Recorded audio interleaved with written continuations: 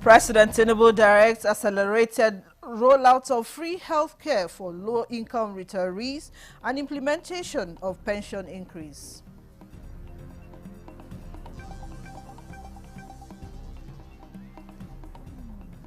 JAMB sets up panel to review admission of 599 high-scoring underage UTME candidates.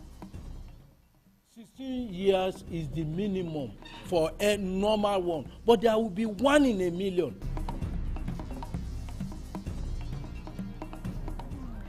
Plus, Nigerian Center for Disease Control and Prevention confirms 3 more deaths from Lassa fever as fatalities rise to 155 nationwide.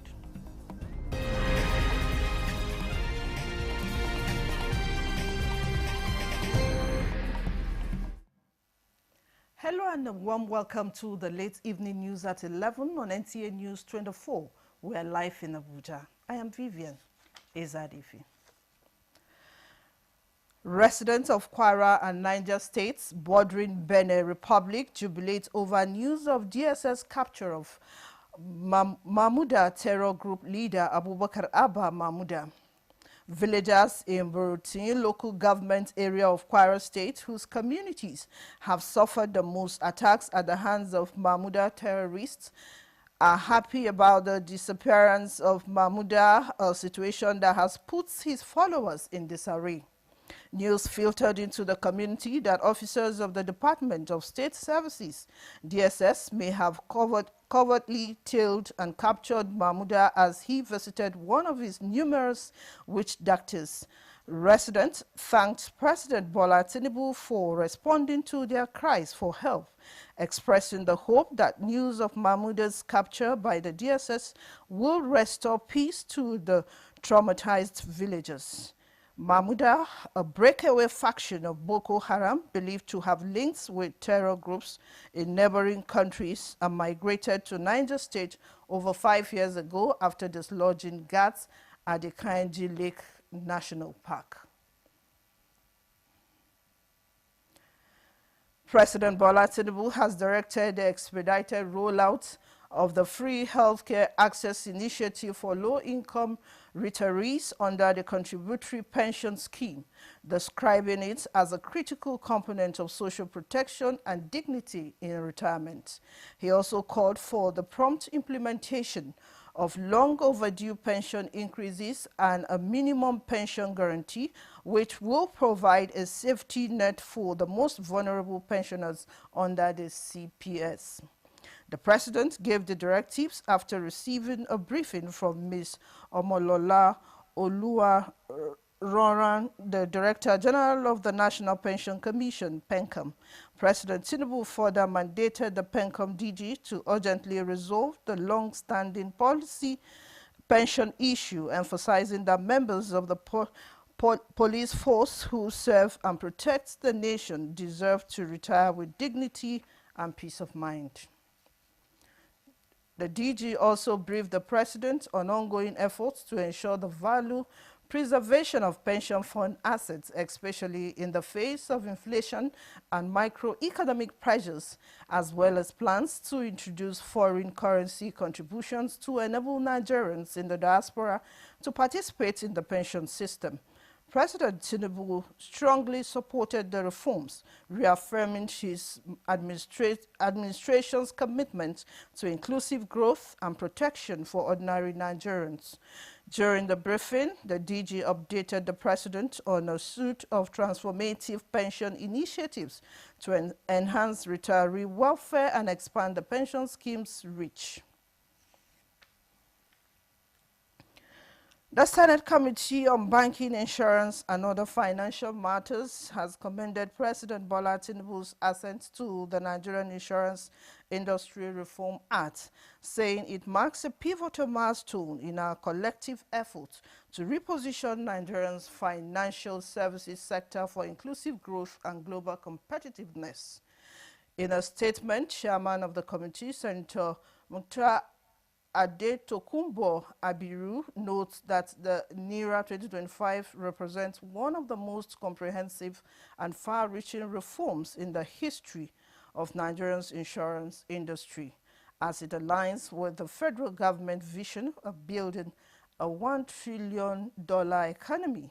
The law, according to the statement, introduces higher capital adequacy thresholds to strengthen the financial resilience and operational soundness of reinsurers, while also establishing a dedicated protection fund to safeguard policyholders' interests in cases of insurer insolvency or failure. The NERA 2025 equally strengthens the enforcement of compulsory insurance policies such as the motor vehicle, public buildings, and workers' compensation for protection of lives and property. At a broader level, the legislation provides for Nigerians' deeper participation in regional insurance systems such as the ECOWAS Brown Card Scheme, enhancing cross-border coverage and cooperation. Nigeria has launched the 8th edition of its essential medicine lists alongside the second edition tailored specifically at children as part of efforts to make healthcare safer, smarter, and more accessible. Uche Ugochukwu reports that beyond the pages of the policy lies a life-saving instrument that guides what medicines are available in local pharmacies, hospital wards, and even children's bedside. Health stakeholders and development partners gathered to unveil what experts called a critical update to Nigeria's pharmaceutical framework, one that directly shapes what drugs are available and prioritized across health facilities. They said it's not just a list, but a life-saving lifeline. So for this edition, I want to assure you that the NHI will take a look at it and wholeheartedly adopt it. The latest edition includes the aware classification of antibiotics to groups of access, wash, and reserves to emphasize the importance of their optimal use and potential for antimicrobial resistance. By integrating aware categorization into the essential medicine list, Nigeria is taking a decisive step towards preserving the effectiveness of life-saving antibiotics, safeguarding public health, and strengthening our response to infectious diseases. The revised list, meticulously curated by a team of expert clinicians and reviewed by the Nigeria Drug Formulary and Essential Medicines List Committee, are not just about medicine availability, but also about affordability, safety, and evidence-based use. The publication of the second edition of the Children's List marks a bold affirmation that our youngest citizens deserve targeted, high-quality, and age-appropriate care. And with the children's edition now more robust, pediatric care is getting the attention it long deserved. Uche Ugochukwu, NTA News. Still talking health, the Nigerian Center for Disease Control and Prevention, NCDC, has confirmed 3 additional deaths from Lassa fever, bringing the total number of fatalities in 2025 to 155. According to the agency's latest situation report covering week 29, July 14 to 20th, 2025, a total of 822 confirmed cases have been reported so far this year. Spanish recorded in Ondo and Edo states. Notably, no new cases were reported among healthcare workers during the review period. The report also pointed to a year-on-year decline in both suspected and confirmed cases when compared to 2024. The agency urges Nigerians to maintain proper hygiene, avoid contact with rodents, and seek prompt medical attention if symptoms occur. Amid ongoing disease outbreaks across Nigerian civil society organizations focused on child health are calling for sustainable financing for immunization. While commending President Bola Tinubu's renewed hope agenda for its commitment to revitalizing public health, the groups are urging the prompt release of the delayed 2024 budgetary allocation for immunization. The CSOS warned that continued delays pose serious risks of vaccine shortages and threaten the lives of millions, particularly vulnerable children across the country. It has increased the provision, but it's not enough to increase budgetary provision if you don't make prompt release. Without consistent vaccine financing, over 1 million Nigerian children under 5 remain at risk of dying from diseases that could have been prevented by vaccines. I want to beg the Federal Ministry of Finance. We understand very clearly the constraints of the physical space. But we are saying that if the Federal Minister of Finance has to make a choice, he should please choose immunization. Led by the Vaccine Network for Disease Control, the health advocates emphasized that Nigerians account for over 30% of the world's zero-dose children, those who have not received a single routine vaccine. They highlighted immunization as one of the most cost-effective public health interventions, capable of preventing deadly diseases and reducing the country's troubling rates of maternal and child mortality. Because a $1 investment in immunization gives a $44 rate of return.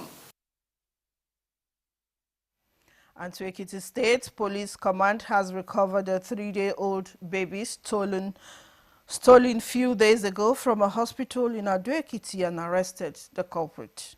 The culprit, Deborah Ayeni, was paraded at the command headquarters in Ado-Ekiti. Olukemi Sani has more on that. The 3-day-old baby stolen on Monday at the Okenyimi Health Center in Ado-Ekiti has been found and reunited with his parents, Salimotu and Mustafa Ali. Handing over the baby to his parents, the State Commissioner of Police, Joseph Iribo, said the suspect, 34-year-old Deborah Ayeni, was arrested in Afawo-Ekiti following a tip-off and a CCTV footage.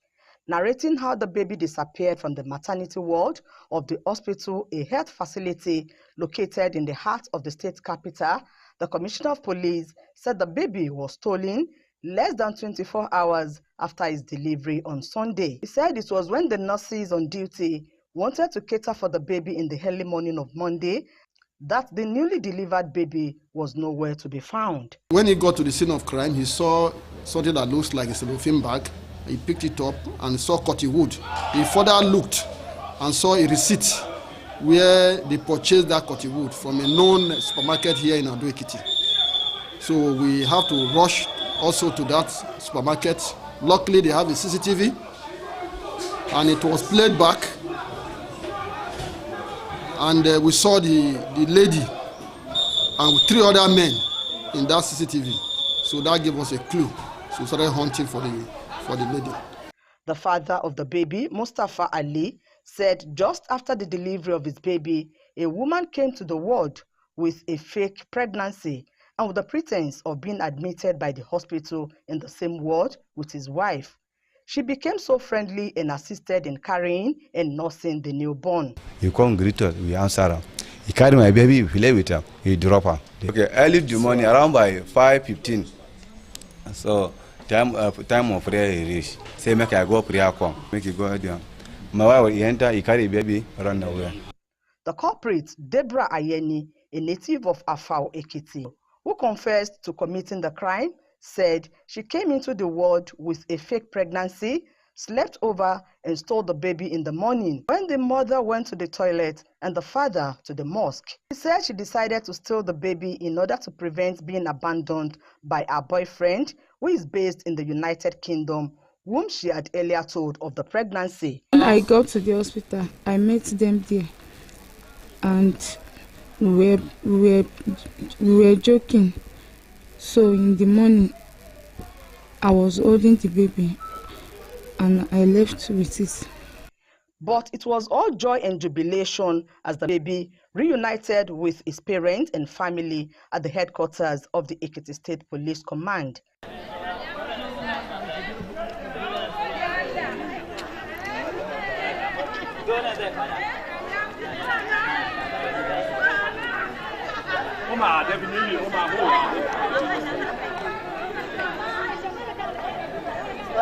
The culprit has been detained and will be charged to court soon. In Ado-Ekiti, Olukemi Sani, NTA News. You are still watching the late night news at 11 on NTA News 24. More reports after this timeout. Stay with us. Engineered to perfection, every component is crafted with care, and each design is meticulously tested. From concept to creation, our engineers push the boundaries of technology, seamlessly blend in performance and sustainability with a deep commitment to African ingenuity.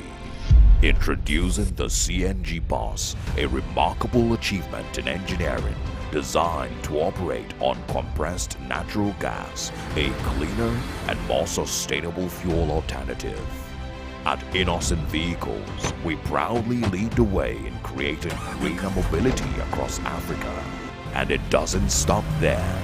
From SUVs to sedans, spacious buses to electric cars, Innocent offers a wide range of models designed to meet every need. Innocent Vehicle, the pride of African roads.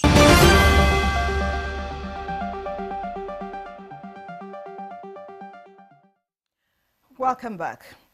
Efforts to increase farm yield and enhance food security in the midst of climate change in Nigeria has continued, with emphasis on genetically modified or biotechnology seedlings, despite the myth and misinformation surrounding it. National Biosafety Management Agency and stakeholders took a trip to some genetically modified farms in the FCT, and our correspondent Mina Daniel was part of the team. If you have ever wondered what a genetically modified farm looks like, don't worry, you're not alone, because that's the reason I'm on this expedition with the National Biosafety Management Agency and the rest of the stakeholders to take a look at what exactly it looks like, and of course we'll bring you the juicy details in our subsequent bulletins. See you there. The Joint Admissions and Matriculation Board, JAM, has inaugurated a 23-member committee to determine the admission eligibility of 599 outstanding underage candidates who scored 320 and above in the 2025 Unified Tertiary Matriculation Examination, UTME, out of over 11,000 candidates in that category. JAM Registrar Professor Ishak Oluyede emphasizes that scoring 320 is not an automatic ticket to university admission. He notes that each of the affected candidates must also attend at least 80% in both their school-based assessments and post-UTME examinations. That we cannot allow that to just be subsumed. The panel of experts that will consider them will sit in Abuja, Lagos, and Owerri. He further advised parents against cutting corners to secure admission for their underage children. The registrar also adds, introducing these young boys into the world of crime, bribing people, trying to influence the admission and so on. You are introducing them into the world of crime to allow these students to emerge normally, naturally. And we are assuring you that there will be fair play. Everything will be transparent. The registrar also adds that only those who meet all requirements at each stage of the rigorous screening process will be recommended for admission. The final list of successful candidates is expected to be released in September. Representatives from various ministries have gathered for a crucial interministerial committee meetings to prepare for the pivotal United Nations Climate Change Conference, COP30. With the urgency of climate change action, this meeting is a key step in shaping the nation's framework conversations on tackling climate change. Shehu Muhammad Dati reports.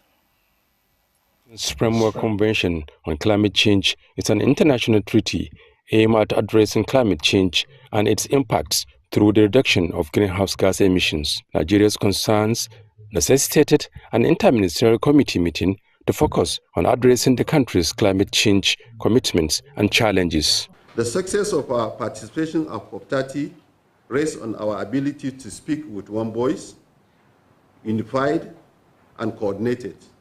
It requires us to bring our diverse expertise and resources to the table.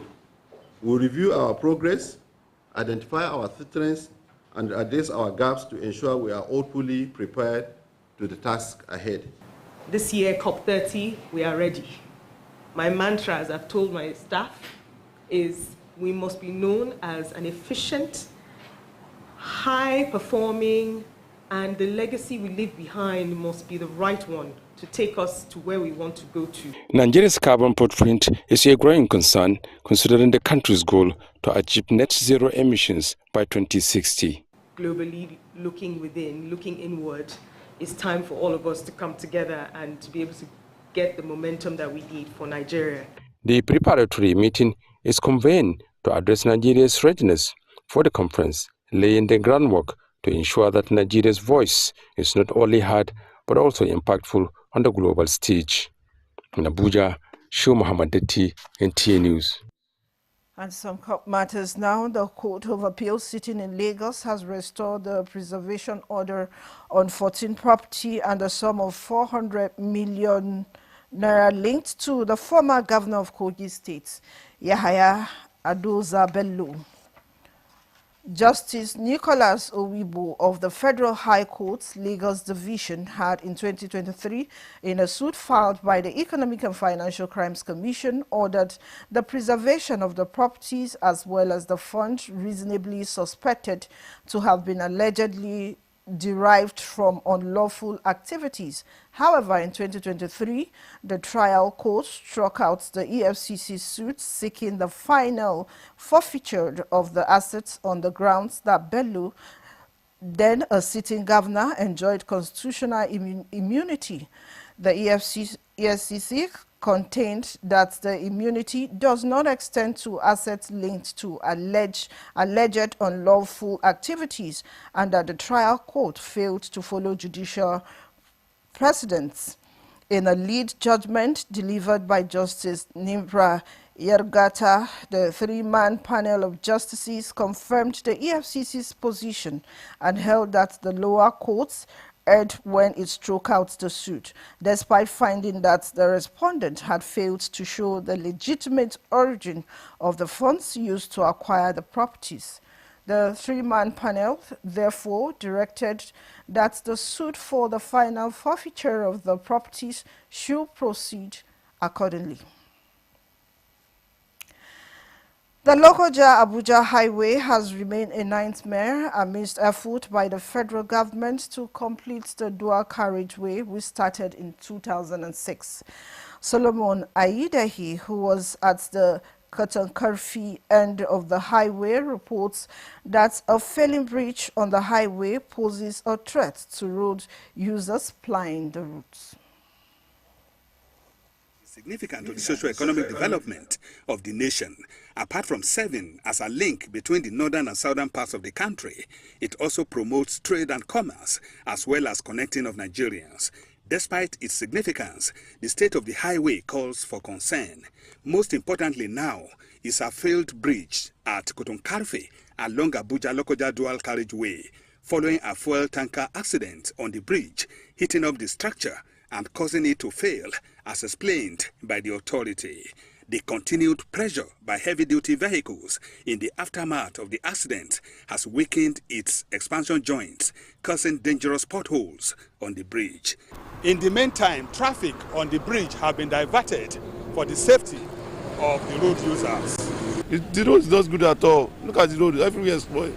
If they repair this road, the benefit will affect the poor masses. So please, they should do the right thing.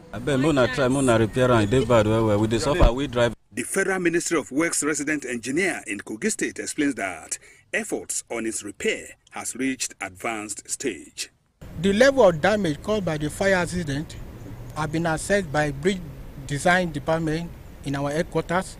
The design has been concluded and approved. Very soon, the prayer work on the bridge will commence.